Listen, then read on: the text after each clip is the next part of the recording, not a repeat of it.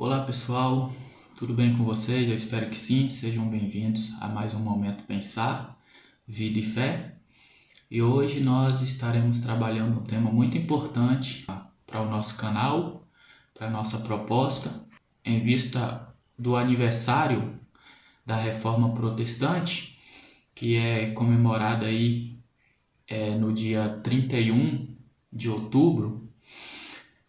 Nós então vamos falar sobre este advento histórico, este advento que marcou a história da humanidade e que tem seus frutos até o presente momento.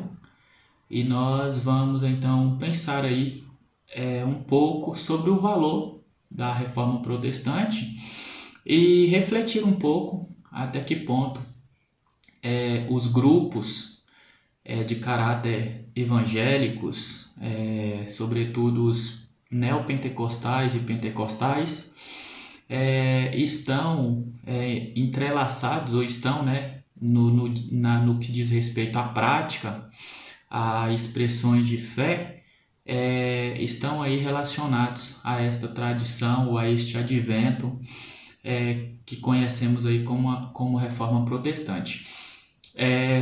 A história da igreja, é importante a gente já iniciar pensando essa questão aqui, é que a história da igreja é marcada pelos muitos entraves, né? Os muitos dilemas, os muitos debates, os muitos... eu vou usar o termo conflito, né? Mas as muitas adversidades que está muito relacionado, que está diretamente relacionado aí a embates de caráter, de posicionamento, de contradições, enfim. A igreja ela está marcada, ou a história da igreja ela está marcada com estas realidades. E um dos principais aspectos a gente refletir aqui é que estes embates, né, estes entraves que marcam a história da igreja são frutos, ou melhor, né, estar diretamente ligado à natureza teológica e política. Na maioria das vezes são esses dois elementos que marca aí os muitos entraves, as muitas lutas, os muitos conflitos dentro da própria igreja. A igreja é uma comunidade de discípulos, né? A comunidade de discípulos de Cristo. Aí eu estou pensando a comunidade de fé em Cristo. Quem é esta comunidade de fé? Quem é essa igreja? É a comunidade de discípulos que confessa a fé puramente em Cristo.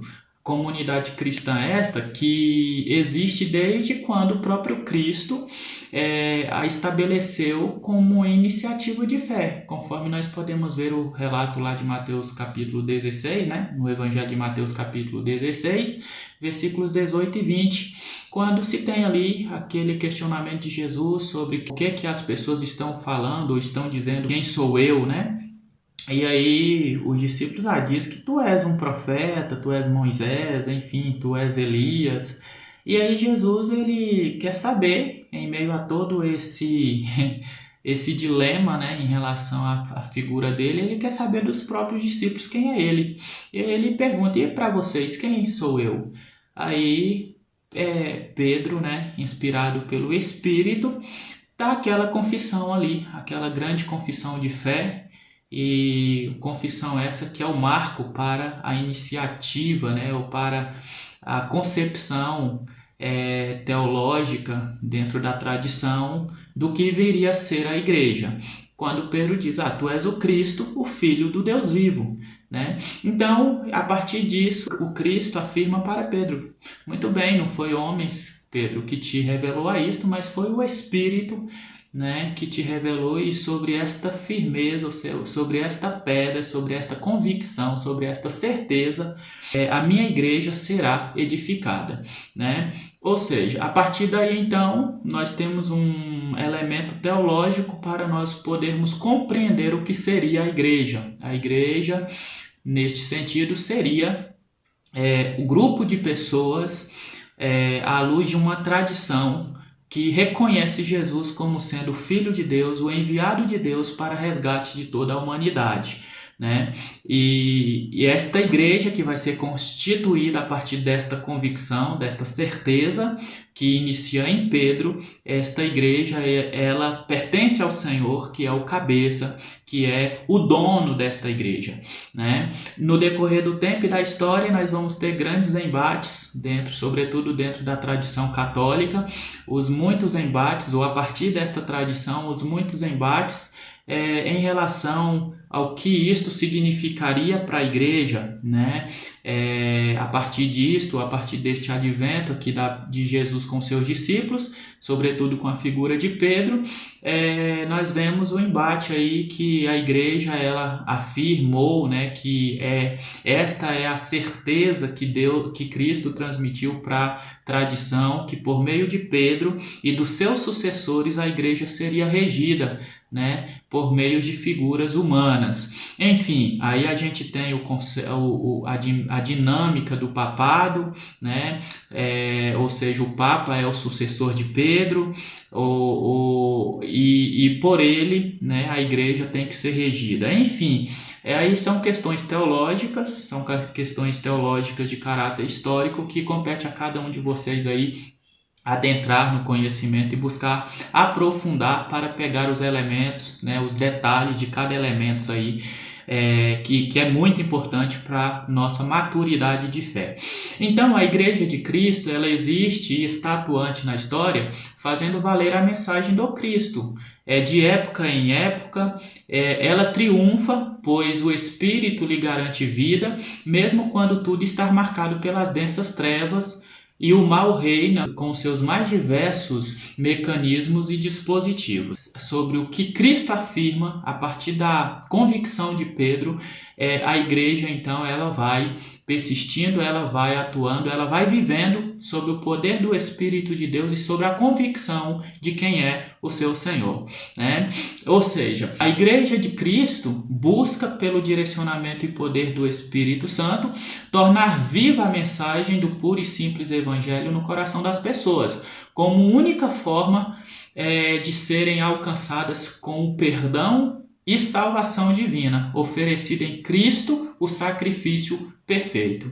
Esta seria uma perspectiva aqui, né, introdutória, para nós também entendermos os ideais básicos do que nós vamos chamar aqui de Reforma Protestante, de 1517, tá bom? Então, nosso tema aqui seria a Reforma Protestante, a fé e a prática cristã em busca de sentido na história. Porque o Advento é também caracterizado por esta tentativa de compreender qual é o verdadeiro sentido de fé e prática dos discípulos de Cristo na vida, na história. Obviamente nós não vamos entrar aqui em detalhe destas questões, mas vou fazer aqui a provocação para vocês e o desafio para que vocês aprofundam sobre o conhecimento deste advento tão importante da nossa vida, que é a Reforma Protestante, tá bom? Muitos fatores, obviamente, devem ser levados em conta quando pensamos o advento da reforma, dentre os quais destacamos as mudanças recorrentes nas áreas geográficas, políticas, econômicas, mudanças sociais, intelectuais, e mudanças no próprio cenário religioso. Estes elementos foram fatores que determinaram, de certa forma, diretamente ou promoveram diretamente todo o palco e cenários para a origem da reforma, tendo aí como berço principal, considerando os aspectos geográficos, por exemplo, a Alemanha, né? Genebra, Suíça e a própria Inglaterra, com seus mais diversos personagens, como Lutero, Calvino, Zwinglio e tantos outros, né? E além de personagens, próprios adventos históricos, quando nós consideramos, por exemplo, o cenário político dentro da Inglaterra, propriamente dita, dentro dos períodos que engloba aí todo o desenvolvimento que culminou no que nós chamamos de Reforma Protestante. A Reforma Protestante, ela não aconteceu, aqui eu já interligo essas linhas, né? Que ela não aconteceu da noite para o dia, não foi simplesmente um grupo que se manifestou, que se inconformou com a postura da igreja no domingo e na segunda-feira já promoveu ali uma mudança, né? Ou não aconteceu de uma semana para outra, não aconteceu de um mês para outro e de um ano para outro. A história da Reforma Protestante é de fato uma história que abarca aí séculos, para que o clímax do advento histórico verdadeiramente acontecesse, que foi a reforma como de fato ela aconteceu, como de fato ela se desenvolveu. Então, pensando aqui essa questão dos adventos históricos, de uma reforma que foi, na verdade, historicamente preparado, desenvolvido, né? Nós podemos aqui destacar alguns momentos da história que foram importantes. Por exemplo, a reforma foi um processo historicamente desenvolvido com algumas características bem peculiares, né? Bem nítida, bem clara, dentro da própria história, que foi apontando e que foi dizendo, olha, isso aqui vai resultar em alguma coisa mais consistente, isso aqui vai resultar em um momento mais fervoroso de grupos, enfim. E, por exemplo, a gente poderia pensar aqui o próprio período histórico dentro da igreja, que foi chamado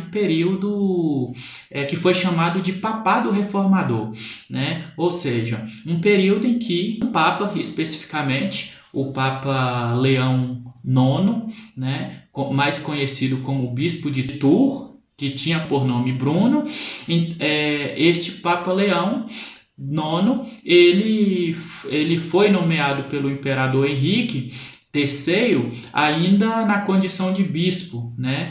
E o Papa Leão IX, ele já demonstrava descontentamento e rejeição quanto à maneira como a igreja se regia, a maneira como a cúpula religiosa estava regindo a própria igreja.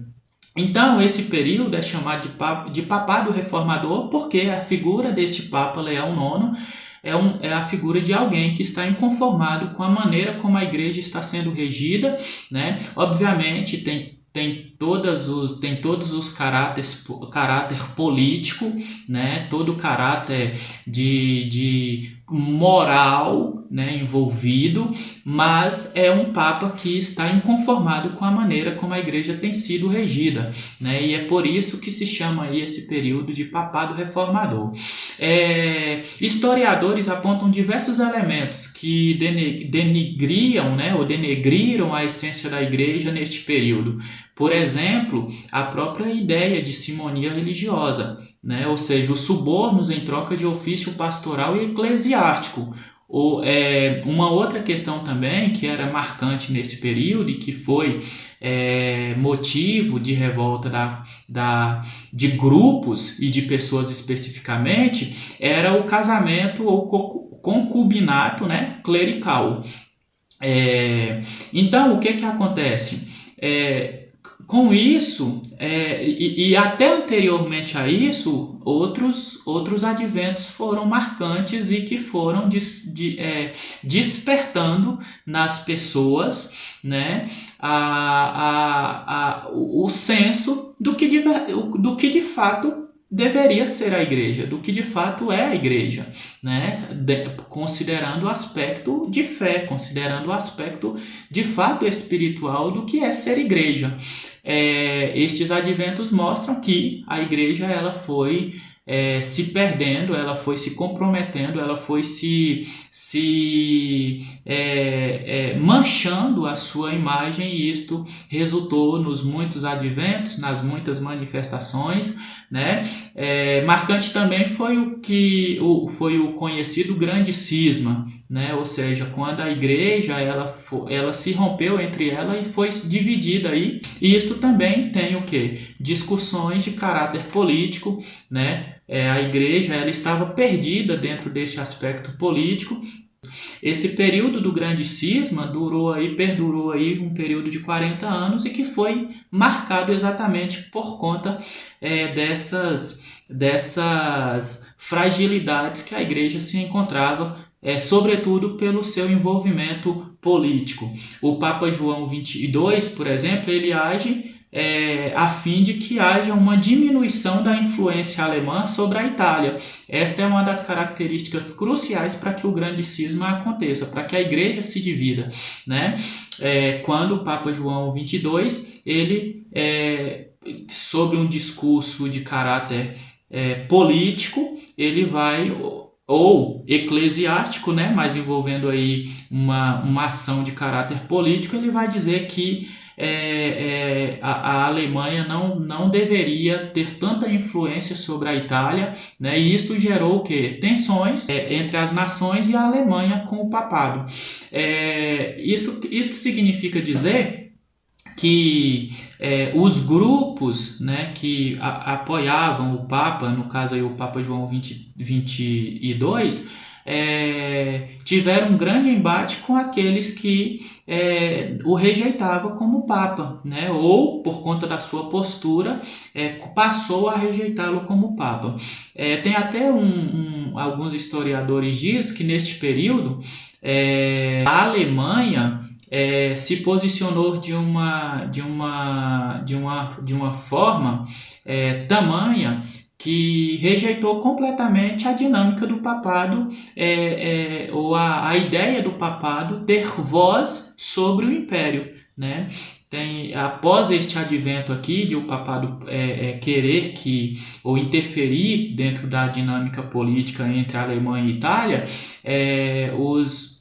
os alemães até afirmam que o imperador, que é escolhido pelo próprio império, ele tem poder absoluto e que a voz do Papa nada significa, né, dentro do império, mas sim a voz do imperador, né, no caso dos administradores políticos do determinado país, da determinada nação. Então é digno também ressaltar ainda nesse sentido, além do grande cisma, os concílios reformadores, como por exemplo o concílio de Constância, o concílio de Basileia, o concílio de Ferrara. Enfim, estes foram concílios com seus elementos reformadores, ou seja, com seus ideais reformadores, porque os seus idealizadores perceberam que a igreja de fato precisava ser reformada, ela precisava voltar às origens do evangelho, né? E a igreja precisava voltar a essas origens, né?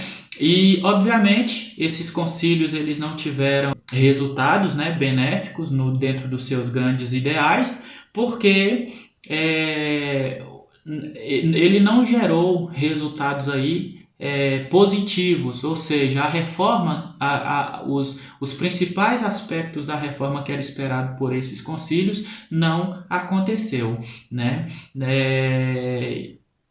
Inclusive, esses concílios também tinham como intuito aí corrigir o grande cisma, ou seja, unir novamente a igreja. Enfim, são aí elementos para que vocês também debrucem na história e aperfeiçoem o conhecimento de vocês, tá bom?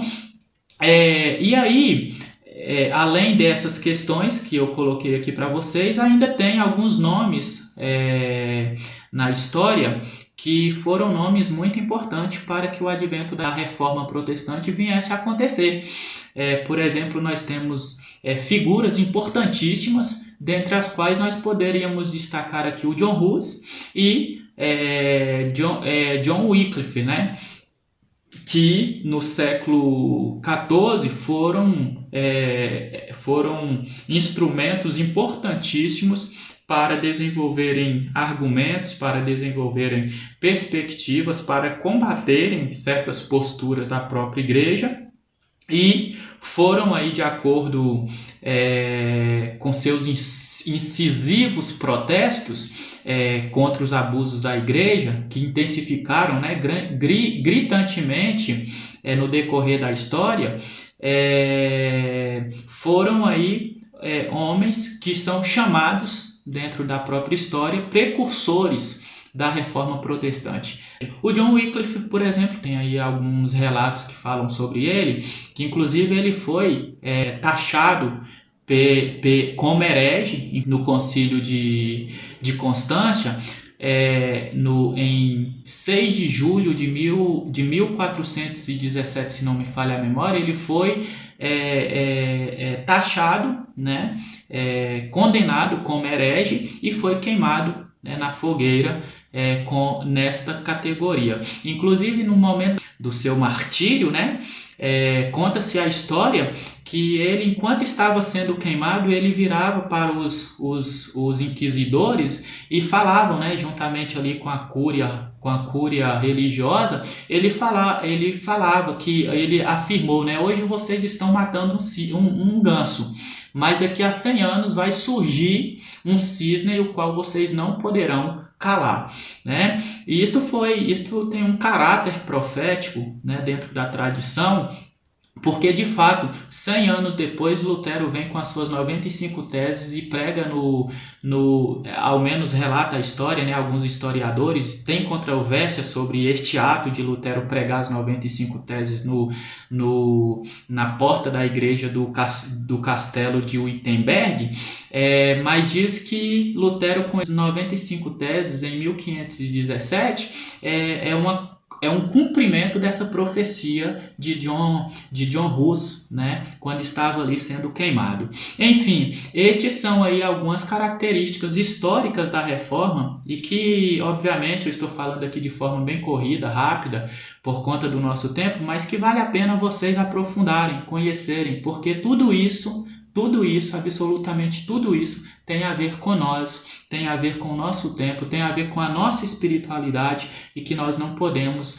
de forma nenhuma ignorar, tá bom? E com todo este advento histórico, em 31 de outubro de 1517, né, nós temos aí, ou para alguns historiadores, né, esta é a data marcante da Reforma Protestante, pois foi quando Lutero envia aí cópias de suas 95 teses, que combatia os abusos provindos da igreja e da cúpula religiosa, ao arcebispo Albert de Mainz e o bispo Jerônimo de Brandenburg, né? Ou seja, e aí também se diz que não somente se enviou estas cópias das 95 teses, mas também para alguns historiadores há o relato de que Lutero ele pegou e colou, né, na porta da igreja do castelo de Wittenberg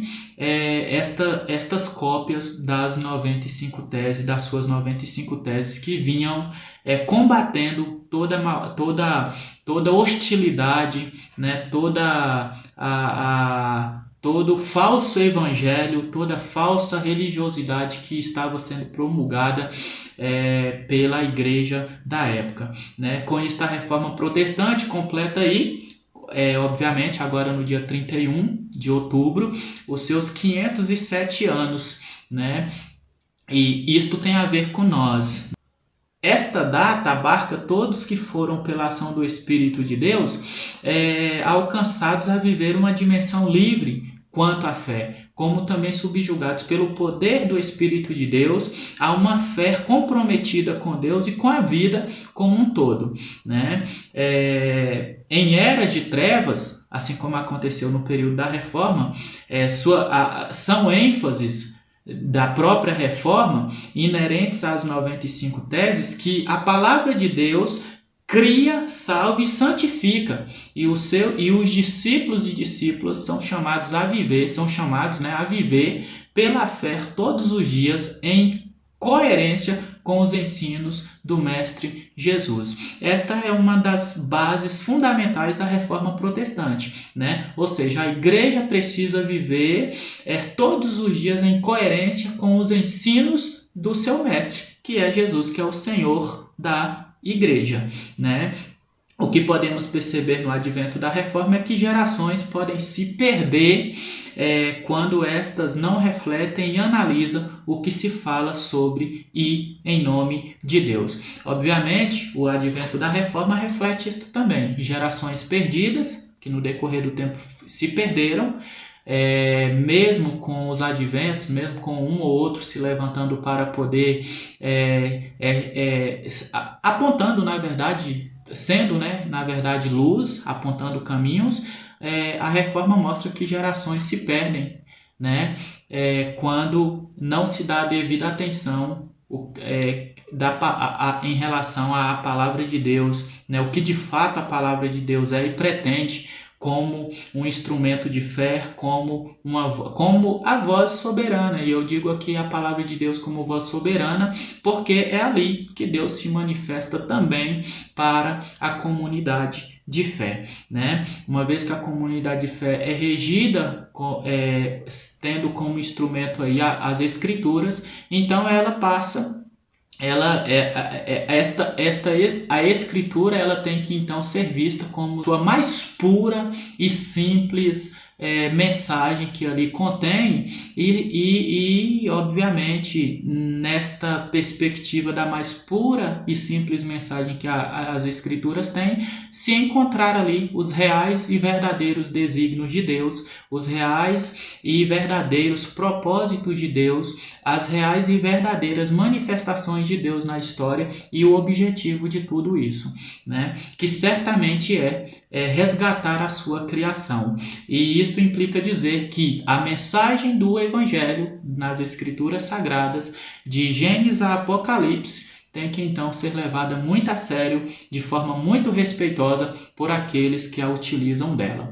E com isso aqui é importante, na verdade, a gente dizer que a história da reforma foi apagada. Isso aqui é mais uma provocação, para a gente poder pensar, porque parece que a história da reforma, ou a reforma enquanto um advento histórico que foi determinante para nós podermos hoje expressar a nossa fé livremente, foi apagada da mente dos ditos protestantes, com exceções daqueles poucos que não perdeu o apreço pela palavra de Deus à luz da tradição, obviamente.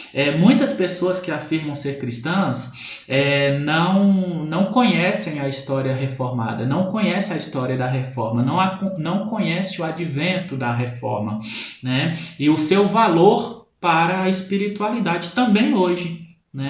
São poucos que sabem o que foi, por que foi e o que significa o advento da reforma protestante.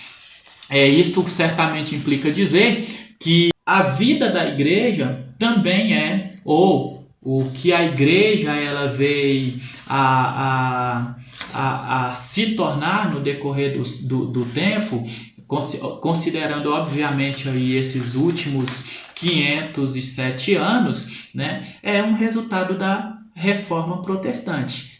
E de outra forma, nós não podemos imaginar o que teria sido a igreja, ou o curso que a igreja estaria, ou onde a igreja estaria hoje. E obviamente, quando eu digo a igreja, eu estou pensando grupos de pessoas mesmo, eu estou pensando as pessoas mesmo. Como que estaria a igreja hoje? O que sabem são, na maioria das vezes, informações sobre a reforma, e muitas vezes informações distorcidas. Por isso que é muito importante. Eu falei aqui de alguns adventos, de alguns acontecimentos, que é importante vocês aprofundarem no conhecimento destes adventos para poder captar e introjetar de forma segura o que foi de fato a reforma protestante, tá bom? A reforma pode ser visto como um simples evento religioso e até político. Alguns descrevem o advento da reforma como um advento meramente político, ou um advento resultante de alguns revoltados, de alguns inconformados, de alguns rebeldes, de alguns hereges, como nós falamos aqui, como o próprio John Hus foi descrito, pelo Concílio de Constância, o próprio Lutero foi taxado pelos bispos, pelo próprio Papa como rebelde, revoltado, enfim, mas não poderia ser visto de outra forma senão o mover do Espírito de Deus Deus, né? E isso é uma perspectiva minha. Eu não vejo a reforma protestante de uma outra forma além de um mover do Espírito de Deus proporcionando o que para mim foi o segundo maior avivamento que a história humana já presenciou. Uma vez que o primeiro ali foi o advento de Atos 2, né? Onde tudo começou, onde Cristo capacitou e preparou sua igreja, né, com a presença do Espírito, para que dali para frente ela continuasse dando passos e sendo muito bem direcionada pelo próprio Espírito de Deus. Mas o advento da reforma é este segundo maior avivamento, né, dentro da história, em que o próprio Espírito de Deus conduz aí, né, de uma maneira segura, de uma maneira muito bem trabalhada, a fim de que o povo de Deus, o povo dele, despertasse, né, e viesse de fato voltar à origem, à pureza do Evangelho. Isto não quer dizer que não houve outros moveres do Espírito de Deus na história, né? Pois houve, na verdade houve, né? Diga-se de passagem, o reavivamento wesleyano, né? O grande despertamento caracterizado pelas suas particularidades, né? Só que eu enquanto leitor da Bíblia, enquanto pessoa situada na história, para mim o advento da Reforma Protestante foi o maior segundo avivamento que aconteceu na nossa história, né? E que todos nós desfrutamos dos seus feitos, né? Das características que inerente nele, né? E também não se pode, né, esquecer de moveres do Espírito de Deus em situações pequenas e vidas simples, talvez ignoradas e esquecidas na própria história, contudo presentes na memória divina. Quantos e quantos homens aí, além da Reforma Protestante, além do movimento do reavivamento wesleyano, né? Quantos e quantos homens e mulheres aí, movidos pelo Espírito de Deus, contribuiu e vem contribuindo, né? Sem visibilidade, sem reconhecimento, né? Vem aí promovendo o reino de Deus, vem aí fazendo com que pessoas ainda persistam na seriedade do que é de fato o Evangelho de Cristo. E isto são os avivamentos, os pequenos avivamentos, né? Que vai acontecendo, que está acontecendo, mundo afora, história afora, e que faz parte também, né? Mas o que eu quero descrever aqui é que a Reforma Protestante foi, para mim, particularmente dizendo, o segundo maior avivamento que a história humana já presenciou, né? É natural, porém, não normal, dentro disso aqui, encontrar grupos e pessoas individuais que não dão mais a devida atenção e respeito à palavra de Deus, ao seu estudo e conhecimento apurado, e a partir disso vai aceitando tudo e aceitando tudo de forma acrítica, né? Aí é onde nós podemos falar da espiritualidade brasileira, por exemplo, no atual momento que nós estamos vivendo, né? O espírito na reforma incomodou homens ainda sérios e tementes a Deus quanto ao que se dizia e fazia em nome do próprio Deus, né? Hoje nós vemos tantas coisas acontecendo nas mais diversas instituições Brasil afora, tantas atrocidades, né, em nome de Deus, tanta ludibriação em nome de Deus, tanta ousadia, né, com a fé, e ousadia no sentido negativo mesmo, né? Tanta maldade sendo feita em nome do Evangelho, e quase ninguém, né, se manifesta para denunciar, para poder, com uma postura de inconformidade, né? E as coisas vão indo, né?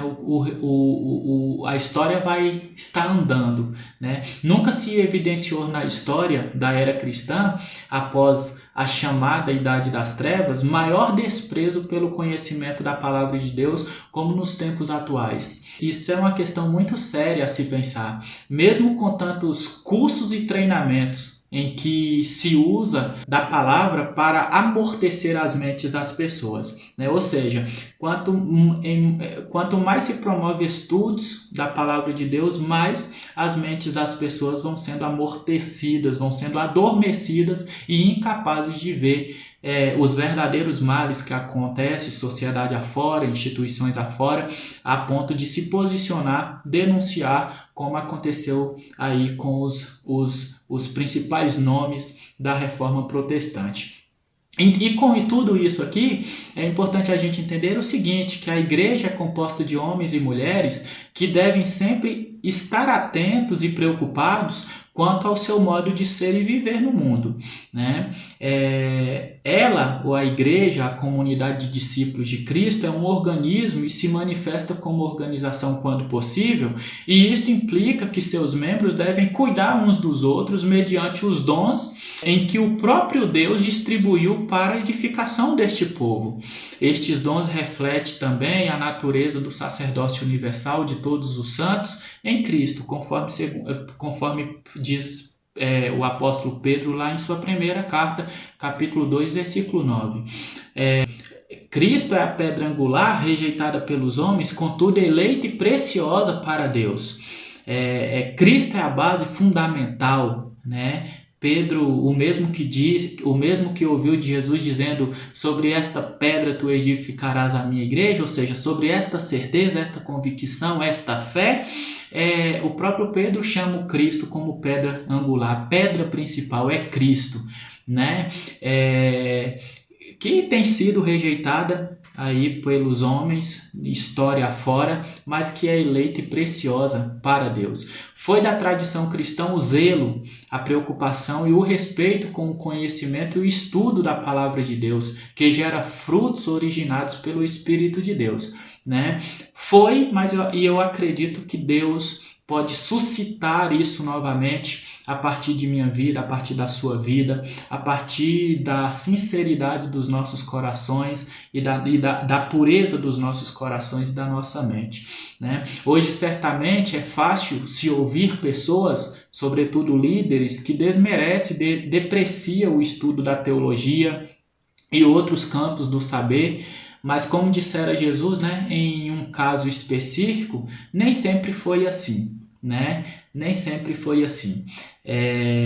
Diz um certo historiador teólogo que o despertamento religioso da Baixa Idade Média, que foi marcado pela chamada para conformidade real e verdadeira, a igreja pura e apostólica não era um sentimento antirreligioso, ateísta e anti-institucional, orgulhoso ou algo do tipo. Antes era um sentimento de zelo e comprometimento com as escrituras e com as pessoas que eram direcionadas pelo seu uso, né? Esta própria igreja invisível sabe que não é dela que porta a graça salvadora. Isso aqui é muito importante a gente entender. Mas do Cristo que a chamou para o serviço fiel no mundo, né? Isso é uma das características dos objetivos principais ou dos ideais, né, da Reforma Protestante. Despertar a comunidade de discípulos de Cristo a verdadeiramente ser fiel no seu serviço diante do mundo, né? Enquanto testemunha a Cristo, enquanto anuncia o Cristo, condicionando a dedicação ao conhecimento e ensino do que o Mestre transmitiu, né? Conhecer de forma precisa os ensinos de Cristo não destrói a consciência daqueles que não podem fazer absolutamente nada para ser salvo, mas o faz descansar na esperança e na certeza de que Deus o alcançou único e exclusivamente por meio da obra vicária de Jesus, o Nazareno, tá? E por nenhum outro feito no céu, na terra ou embaixo na terra o homem pode ser salvo. E o processo de ensino da comunidade dos discípulos de Cristo tem que ser muito bem evidenciada. Nós somos salvos pela graça. É pela graça e somente a graça, né? Esta é a base da reforma, né? Somente a graça e mais nada e mais ninguém, né? Só Jesus nos salva. A reforma foi fruto, né, de homens que agiram conscientemente sem negar sua fé no Senhor da igreja, o Cristo, reafirmando mesmo sob sentença de morte, por conta das suas heresias, né? que o Evangelho visa propor vida e não o contrário. Que o Evangelho não é proporcionar privilégios a uns pouco, quando muitos são ignorados e não poucas vezes usados por falta de instrução. O Evangelho torna pessoas outrora escravas, né, em livres. Ou seja, o Evangelho tem capacidade em si de pegar pessoas que outrora estavam escravos e tornarem estas pessoas livres. E, obviamente, ao tornar essas pessoas livres, elas se tornam servas umas das outras pela submissão ao senhorio de Cristo, que foi servo de todos e exemplo para o seu povo. Que somente e exclusivamente pela graça e misericórdia de Deus, o homem pode ser salvo. Esta é a base da reforma protestante. Se não fossem esses heréticos, né, estes rebeldes, estes insatisfeitos, estes ingratos, como João Wycliffe, John Hus, Martinho Lutero, João Calvino, Ulrich Zwingli e tantos outros homens aí, rebeldes, né, heréticos, insatisfeitos e ingratos, se não fossem esses homens e tantos outros aí, tão importantes quanto estes, será que contaríamos esta história aqui hoje? Será que ouviríamos alguma história sobre o decorrer da igreja nesses últimos 507 anos? Né?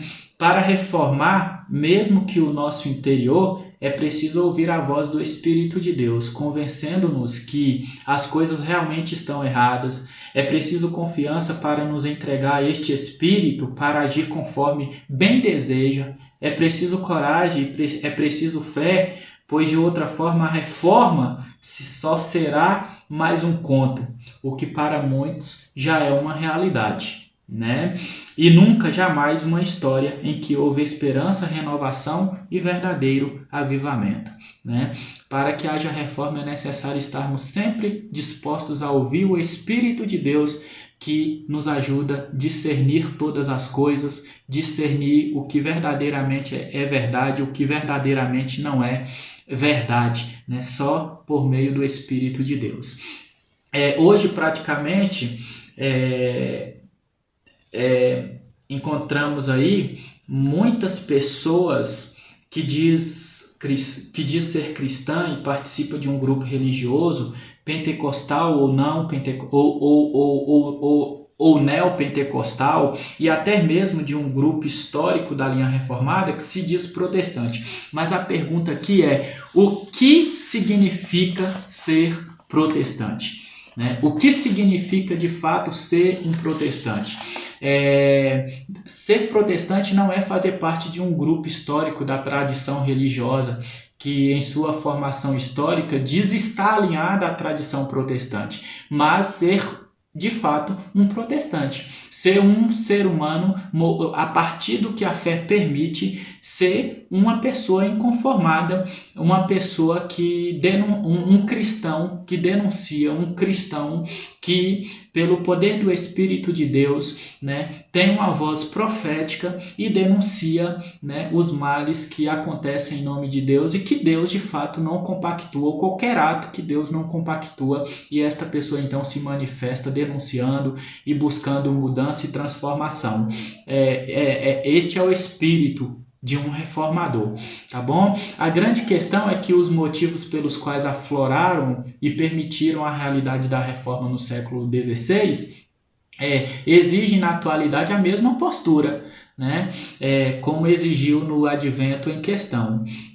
Pode-se atentar aí a muitas questões hoje que exigem dos ditos protestantes manifestações ou postura de denúncia, de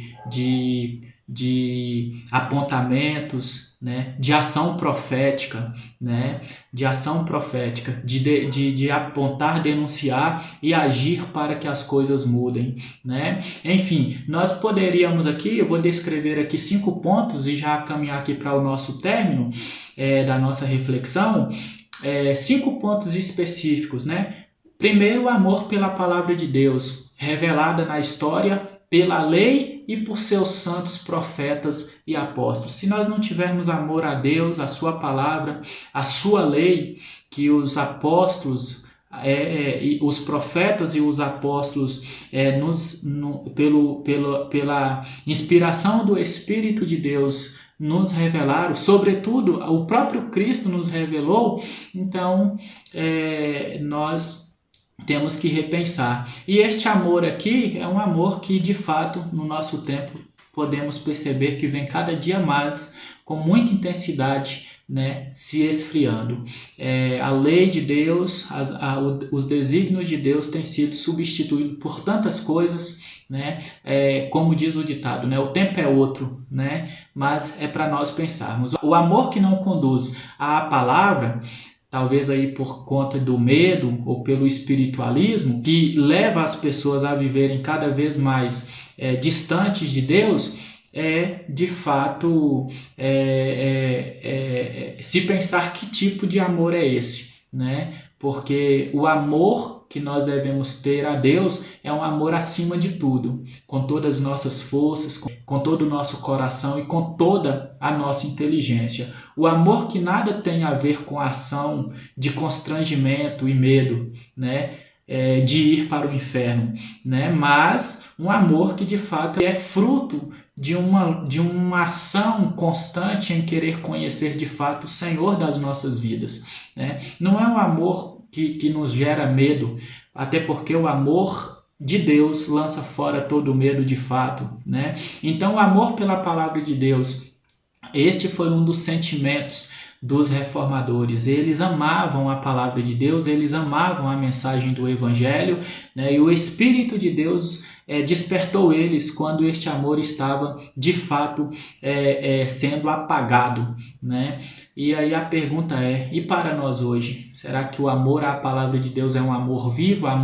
O amor à lei de Deus é um amor vivo, né? Ou como está o amor dos cristãos, da igreja, né? Hoje pela palavra de Deus? Uma outra questão aqui é o arrependimento causado pelo poder do Espírito, que leva o indivíduo a ter repugnância às práticas do pecado, evidenciando o arrependimento que começou na mente e alcançou o centro das emoções, gerando novos comportamentos e refletindo com isto os valores do reino de Deus, que são eternos e nunca jamais condicionados ao tempo e eras. Somente Cristo é a obra perfeita de Deus e capaz de nos revelar seu reino e de nos justificar para nele adentrar. Ou seja, o arrependimento, né? O arrependimento que Cristo deseja fazer em nós, que o Espírito de Deus deseja fazer em nós.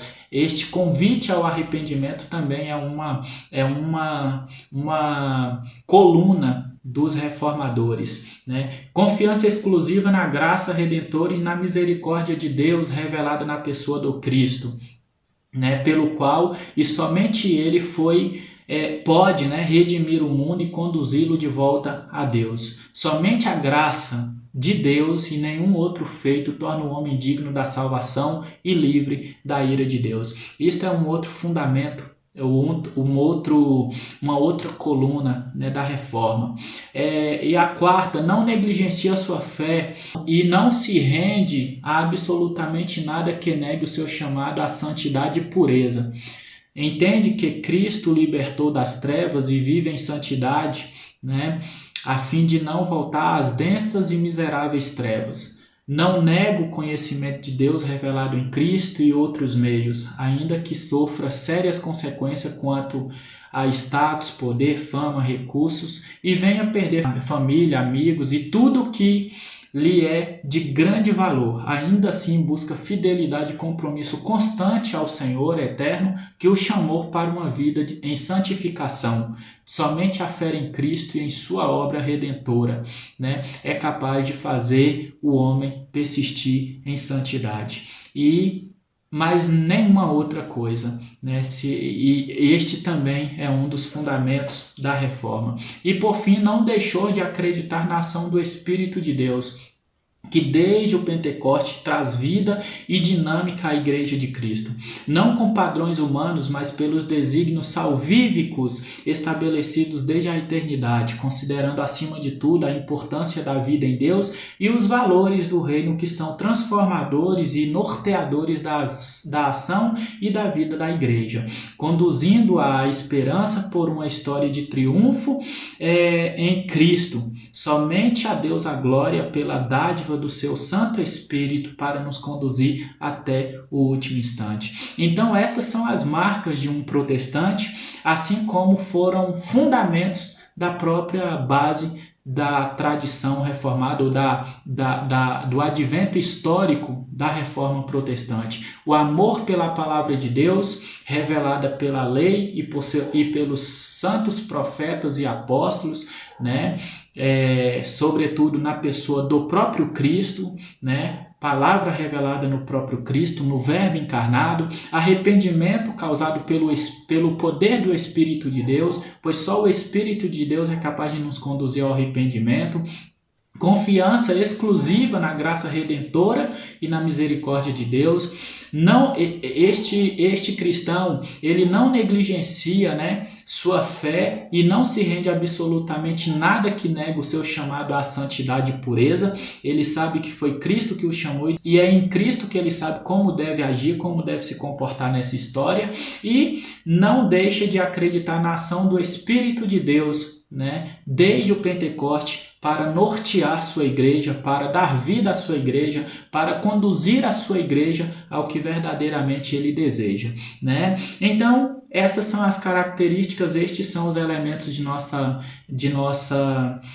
proposta, né, aqui, do nosso momento pensar aqui, né? E com isso eu finalizo aqui dizendo o seguinte, que o meu desejo é que o mesmo Espírito que levantou homens como Lutero, Zwinglio, Calvino, John Hus, né, e tantos outros na história, tantos outros homens e mulheres na história, encontrem em nosso tempo também homens e mulheres para ser canais de atuação, né, do Espírito de Deus, promovendo transformação e mudança, né,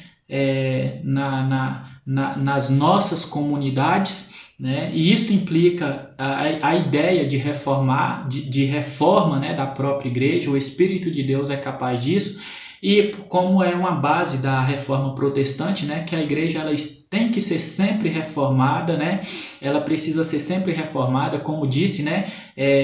Reformata et sempre reformanda secundum verbo Dei, né? Ou seja, reformada e sempre se reformando segundo a palavra de Deus. E é necessário que isso aconteça a fim de que não se entregue aos mesmos erros do passado, né?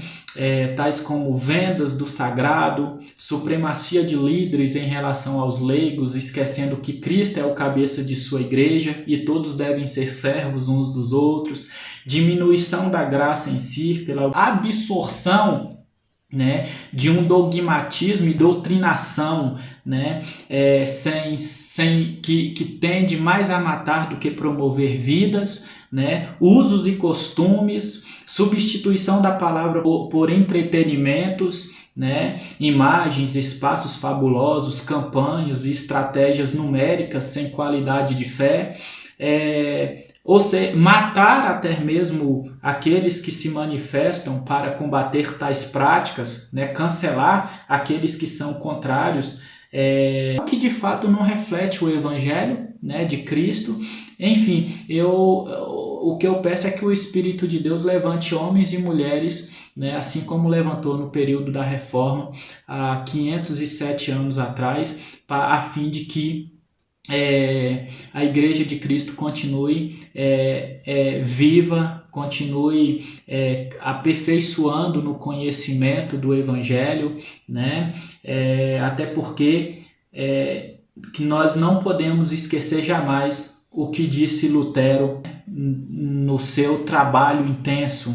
Ele diz que o verdadeiro tesouro da igreja é o Santíssimo Evangelho da glória e da graça de Deus, né? Isto ele afirma na sua tese de número 62. né? E para isso nós necessitamos do Espírito de Deus, para que isso seja vivo em nós, que o verdadeiro tesouro da igreja é o Santíssimo Evangelho da glória e da graça de Deus, porque conforme o apóstolo Paulo disse, é esse Evangelho que é o poder de Deus para a transformação de todos aqueles que creem, tá bom? Então, esta é o nosso momento pensar. Que Deus abençoe sua vida, um grande abraço e qualquer coisa estamos aí à disposição. Fiquem com Deus e até a próxima. Até mais.